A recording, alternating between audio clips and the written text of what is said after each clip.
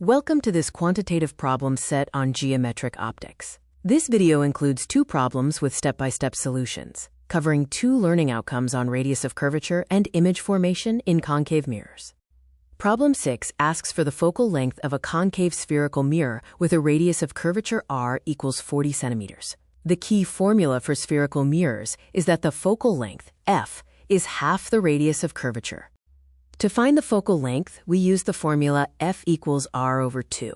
Substituting the known value, we get 40 centimeters divided by 2, which equals 20 centimeters. For a spherical mirror, the focal point is exactly halfway between the mirror surface and the center of curvature. Problem 7 involves magnification and image height. Given an object height of 5 centimeters, an object distance of 30 centimeters, and an image distance of 60 centimeters, we need to calculate the magnification, m, and the image height, h sub I. The key formulas are m equals negative d sub I over d sub o, and h sub I equals m times h sub o.